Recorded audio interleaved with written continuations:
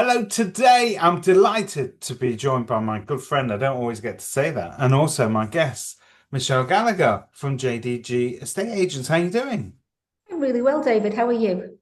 I am very well, very well. Always excited to speak to somebody who I shall forever consider to be the best estate agent in the UK. That's very kind of you. There has been other winners since, but at least you can still say we're the only person or only agent to actually win it back to back twice. Well, there you go. That is an accolade, and it's a remarkable success story that you guys have earned and put together, and it's not by accident. And I think there are many different pieces to what you do that makes the JDG magic come to life, really. One of those is is what you do with data. And today we're here to talk about one particular supplier, which is Dataloft.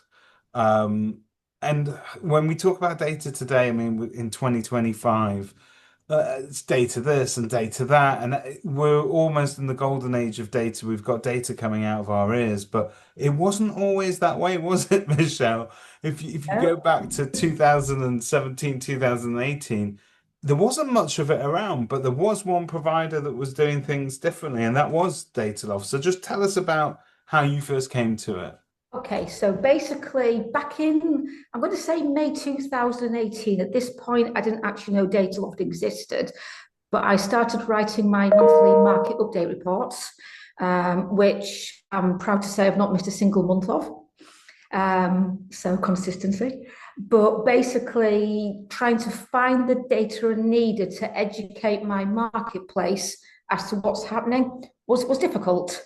You know, you had the back office of Rightmove and things like that, but I wanted to drill down a lot more to actually postcode sectors, property price, and so forth.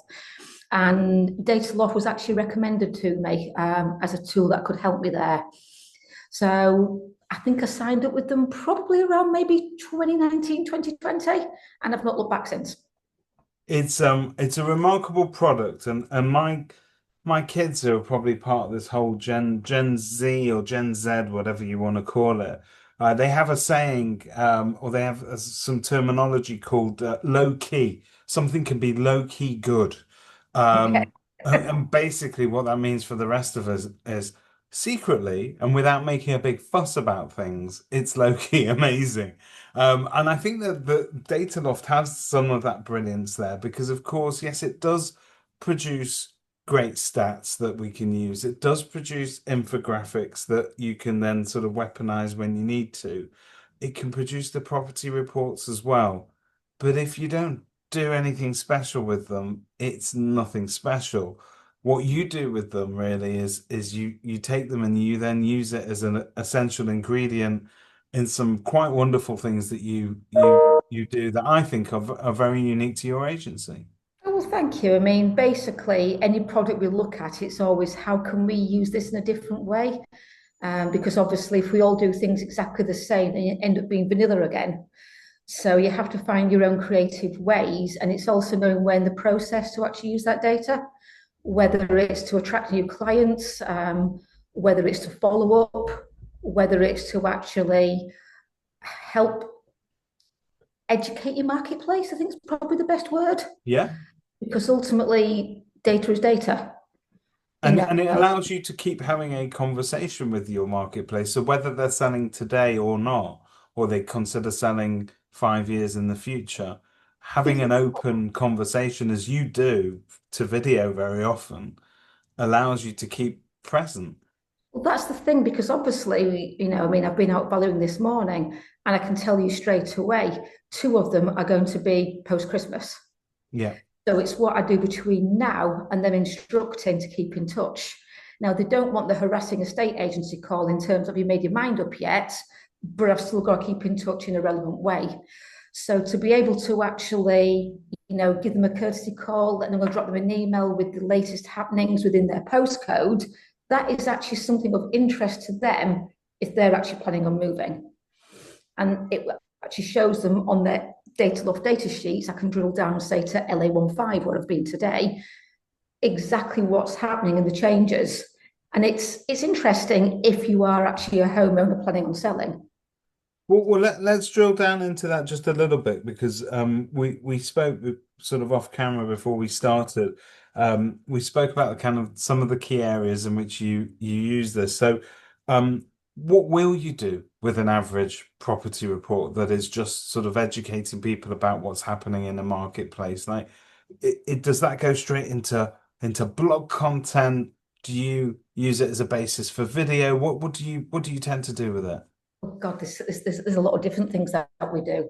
So if we take it as a valuation follow-up, so part of my process is, like all estate agents should hopefully do, is to pick up the telephone to see if they've got any questions following on from blah, blah, Yeah. blah. And that is going to set the tone in terms of what their next steps are. Now, rather than let that kind of go dead because they're thinking Easter next year, I then ask their permission just to keep in touch with them monthly about what's happening in the marketplace. Now, of course, I have the monthly market report we've just discussed, which is a generic LA1 video. But then by sending them an own individual email with the data loss sheet for their postcode attached with some of my own commentary, that then obviously adds value to that conversation. Now, the magic isn't just sending it, it's actually adding that bit of commentary of how it will actually relate to them. Because whilst these emails are sent en masse, i.e., I have another product where I can email marketing, break it down by postcode sector, each one is slightly tweaked Yeah. just to actually be relevant to them. And it So, keeps that conversation going, and they do quite often reply to me. and it allows you fairly easily, without too much trouble, to give a personalized service Oh, yeah, to the masses effectively. You could do that to as many vendors as you needed to because it's easily accessible. of course it is. Yeah. So you've just got to get into that rhythm and routine of knowing that at the beginning of the month, the market update report goes out, and the middle of the month, that goes out. So every 2 weeks, there is something via email marketing going without hounding them, but without ignoring them. No, nothing tends to get everybody's sort of attention, grabs everybody's attention in the local marketplace, more than, I mean, Chris Watkin will always say, if you can get the town into the Yeah, first line of everything you say, so Lancaster this and Lancaster, which is great, but if you can get individual streets into a video as well into content, that's almost like even more gold, and you're going into sort of a micro world there of marketing where it really sort of resonates with people. I think that anybody that's lived in an area for a certain amount of time will know where the main roads are, they'll know where the posh houses are, they'll know where the smaller houses are. So you develop this, we all develop this geography in our heads, don't we? So we kind of all know the names of the roads. So I could pick three out now where I could tell you which are sort of high, middle, bottom, those sort of things. But you wonderfully create sort of almost like street of the week. You're able to give it a bit of personality and a bit more information. Dataloft are helping you with that. do yes. So in January this year, we actually started working with a mailing company. So obviously we could target. I wanted to do things again differently to what they give you the templates, what you can do. And I thought, how can we do this differently to actually grab attention on the neighbourhoods we want to sell in? So we came up with Street of the Week. And Street of the Week is basically if we know we've got demand in an area, I need to get those people on our books to sell. So we literally create a video script using data from the likes of Dataloft with average prices on the street, how many houses are on that street.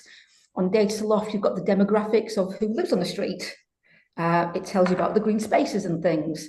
So you can then import that into the likes of ChatGPT, all information, and ask it to create you a 2-minute video. And then basically it goes onto the teleprompter and we walk down that street, telling all the residents on that street what's great about their street and sharing with them the information they probably already know about their street and let them know what last sold, what the average price is, what the turnover is, what the schools in the area are like. That then gives us a video for YouTube, which we can obviously SEO optimize in case people are Googling that sort of thing for the street. We put it out on social media. So, of course, it gets attention there. And then we actually create a QR code so we can put it onto our marketing leaflet. And we actually postcard the residents of that street a picture of their street with Street of the Week on the front, Love It All listed on the back, with a QR code which lets them know to watch the video to see what Team JDG love most about their street. See, low key brilliant. No one will ever tell you this is exactly what Dataloft does, but what you're doing with it really sort of you're weaponizing it almost. You're sort of opening up those possibilities. And as a case study, this is why it's so fascinating. We all have many of these kind of prop tech tools at our disposal. And if you just keep rinsing and repeating the same old shtick every month, you're going to get the same old results. But you sort of take it to that next level, and it's a lovely idea. Nothing would get me more engaged. And if I got a picture of my street through my door with a QR code on it, I don't care who you are, what your interests are, I'm always going to engage with it. I'm gonna want to see what Michelle's saying about my street, just out of pure curiosity, right? Exactly. And it's something which is a campaign which there's that many streets, it's got longevity. Yeah, you could do it forever, effectively, couldn't Yeah, you? you can just keep on going. It's a little bit more fun to do in the marketing thing. So with sort of street specific info, we're all familiar with sort of the temptation to do, I suppose, what other agents call 2020 letters, which is sort of just throwing letters out saying, "Oh, we sold a house in your street," but you do something beautiful with the Dataloft data as well that pops it into sort of a handy postcard to get a conversation going. It does. So everything that we've planned with obviously the 2020s and things, they're all kind of interlinked. So go back to Street of the Week, which by the way won an innovation award for. Very proud of that. What we then do is obviously it's generating instructions. So then once that house is sold, you can then do the typical 2020 on that street. So they can actually get a follow-up from you. But then also, because we then know those houses are in demand, we can then use the Dataloft preset templates Yep. and pop that into our 2020 campaigns and actually target, well, they're more than 2020, they're more like 100, but target specific postcodes, specific house types. So if we actually see from our register of buyers that actually 3-bed semis are really well in demand, and we can see from the likes of Rightmove that they're actually selling well, we can then target LA14 3-bed semis. And to do that by sending out the Dataloft, we're not saying thinking of selling your house. Yeah. What we're actually saying is we're letting them know what's happening with values in their postcode. And then the back a message to say if you are thinking of selling. Give us a call. And I think that's great because we don't want to be begging with these things, do we? But we want to stay relevant, present them with information that they can understand that hopefully to them has a personal impact, regarding their particular property and their particular house. And then they'll always sort of call for more information. I suppose that's one thing that Dataloft does do. So if you were really lazy and you didn't want to do much with it, I mean, you've done amazing things with it, but if you just wanted to use it out of the box, it does have some great infographics and kind of set things that you can just Of share course, with people, right? of course it does. I mean, and I've had these chats with Roy and the team. You've got a very, very good section for what we call it blogs or articles. Yeah. I think at one point it was called snippets. So what they do is they create on an average week there's about 2 infographics. One's kind of more fun. So for instance, you might say bonfire night. It was all about the spookiest house name, Yeah. all that kind of stuff. And then one's a bit more factual, and that could be linked to the budget coming up, or it could be linked to mortgage rates, or it could be linked to what's happening in the landlord world, but a bit more sort of meaty, factual. So you've got 2 sides. What I like to do is I have my own little template now where I drop the infographic in. So it looks a little bit different than just a bog standard thing. And it puts the JDG branding on, of course. So it gives it more ownership. And then we actually use those snippets to create an article. But I prefer personally to make that article more personal. So, prime example, we discussed before, this week's one of the articles is regarding solar and the demand for solar, Yes. Yeah. potential buyers. Coincidentally, in the house that we've just renovated, we had solar panels fitted 3 months ago, and last Friday the batteries were fitted. Which means I can now store my energy that I'm producing. So I could actually make that into a very personal blog and actually say to people, if you want to chat about solar and the benefits of solar, you know, talk to me. So you end up not just talking the talk, but you're walking the walk as well, and you're Well, showing yeah, them that it's not just a hey, have you thought about solar? We have, we're doing it. This is what it could mean for you, and I think it makes it more relatable, doesn't it? it does, but it makes it more personal because what I want to do, and I'm in the process of training a new value who's actually gone live on his own now, is actually people recognize your team member's personality. So if you can actually make that and bring that into the conversation combined with data, then that's then where people buy into you, they buy the facts, they know as a person, and it makes everything else so much easier. It's that trust equation, isn't it? If you can bring the personality in and you can also give them data they can rely on, because let's not forget the Dataloft data that we're talking about isn't just made up. It's coming from reliable sources. We're talking about the ONS, land registry data. There's a lot going on there under the hood. But then if you can marry that with winning personality, and if you haven't got a winning personality, you're probably not going to get very far in a state agency. But if you can communicate that across to an audience, that is a recipe for trust. And I think that's so integral to I think your journey over the years, what you've done with reaching people, not just on blogs, but also the video content that you've done. It's more than just sort of saying, I'm a really knowledgeable estate agent, come and ask me anything, I'll know the answer. It's, I'm a really knowledgeable estate agent. By the way, I'm a nice person and you could probably trust me as well. And you get to communicate that ahead of evaluation very often. So when you walk through it, you're not just a total stranger, are you?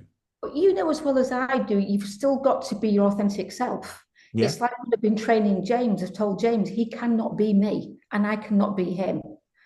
He's a boy, I'm a girl, to start off with. I'm 49, he's about 25, yeah. half my age. So we're a different generation, but we can still use personality and data to achieve. And the person that buys into you, when you get sat on that sofa, actually feels like they know you. And we've known each other a lot of years. You know how bad my first videos were. And that is I'm, people's biggest I'm fear. only nodding out of support, not because they were particularly Oh, but bad. they were bad. But everybody's first video, or 90% of people's, Sure. Are awful, aren't they? Yeah. yeah, Initially. and it feels awful doing it. But if you get that consistency going, literally video by video, it just gets marginally easier Yeah. to the Yeah. point where you actually stop looking if you brushed your hair or put your lipstick on, or you just kind of like think, let's just get cracked on. Yeah, no, and I think that's true. It's like doing that first valuation, Michelle. The first house you ever went out to value, you're very, very nervous. Hair is absolutely immaculate. You've got to make sure there's no signs of lunch sticking out of your teeth and all that sort of stuff when you go in. But then by the time you've done your 50th valuation, you've walked through heavy weather that morning and hair's looking less than pristine. You learn to cope with it and you learn to just throw yourself in. But I think authenticity is the word that you hit on there. I think authenticity sometimes isn't polished. It isn't perfect because we can't all look like TV anchormen the whole time. So sometimes you just have to give the public what they want, which is the real version of you. Exactly, I mean, going off tangent, I'll be honest with you, I am petrified of makeup counters because they're that made up and that perfect that they give this impression of being a bit sort of aloof. It's intimidating, isn't it? It is. And I think, if you try and be too perfect, that person might just be a little bit nervous about getting you out. Yeah. Yeah, very true. That's an interesting comment there on sort of authenticity and almost personal branding. But you're helping your staff members, your team members, to almost grow that personality and channel it by combining it with data and presenting it in a way that the public can actually access it and appreciate it, which I think is key. So let's not forget, other than being an amazing case study of how you're utilizing data and what you do with it, and the much very well deserved innovation award that you won recently at the EA Masters because of some of the things that you're doing with data that is utterly superb and very well deserved.